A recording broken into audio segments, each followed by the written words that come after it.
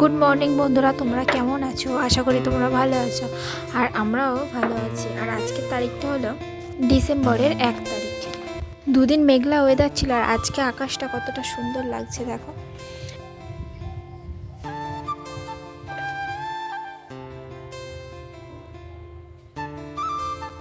সকালে ফুল তুলে নিয়েছি, এবার ঠাকুর ঘরে রেখে দিয়েছি। তো আর সকাল সকাল কি খাবো সেটা ভেবে পাচ্ছিলাম না, তাই একটু আলু কেটে নিলাম, ভেজে নেব। আর আমার বর বাড়িতে থাকলে তার জন্য একটু সকালে চা করতে হয়, আর ও থাকলে প্রথমে আমরা একটু চা বিস্কুটই খেয়ে নিই।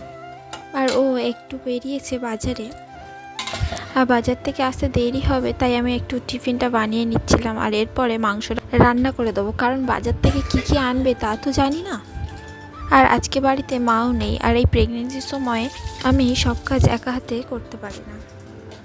এই সময় বাড়িতে মা থাকলে আমাকে তো কোনো কাজই করতে দেয় না, আর বাড়িতে কেউ না থাকলে আমার বর আমাকে অনেকটাই কাজে হেল্প করে দেয়। এদিকে আমি আলুটা ভেজে নিচ্ছিলাম, আর আলু ভাজতে ভাজতে 9:30 মতো বেঁচে গেছে। তারপর আমার বর বাজার থেকে চলেও এসেছে। কি করছো? মাংস করছো? হয়ে গেছে তো, আজ কমপ্লিট তো। ওটা আমি লাগিয়ে দিচ্ছি। কোন কথা উনুনে ঢুকে দিয়েছো নাকি? ও আচ্ছা, ওটো ওটো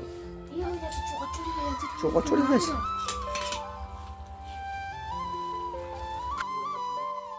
এদিকে বাজার থেকে মাছ নিয়ে এসেছে, আর আজকে বাড়িতে মাছ কাটার মতো কেউই নেই, কারণ বাবা ডিউটি চলে গেছে আর মাও বাড়িতে নেই, তাই আমার বরকেই মাছ কাটতে হবে। বিয়ে হয়েছে আমাদের এতগুলো দিন, কিন্তু আমার বরকে একদিনও আমি মেশিনে বসাতে পারিনি আজকে, তাই ভাবছিলাম যে ওকে একটু শিখিয়ে দিই। আর ও 1 ঘন্টার মধ্যে যা শিখেছে, আর আমি তো যখন শিখেছিলাম তখন 1 সপ্তাহের মধ্যেও তাই শিখতে পারিনি। আর তোমরা বললে বিশ্বাস করো না, 1 ঘন্টা মেশিন শেখার পরে 2 ঘন্টা পরে ওকে একটা শাড়ি দিয়েছিলাম, বলেছিলাম শাড়ির ফলসটা মেরে দিতে, আর সত্যি শাড়ির ফলসটা কিন্তু ভালোভাবেই মেরেছে।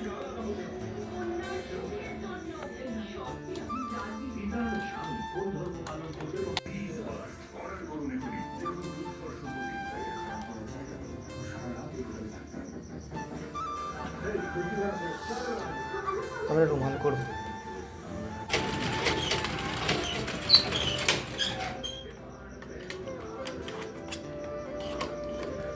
এই যেটা কি রুমাল রুমাল তৈরি করেছো? আমরা রুমাল তৈরি করেছি, দেখো এর ভিতরে দিয়ে থলে, এটা থলে অনেক কিছু রাখা যাবে।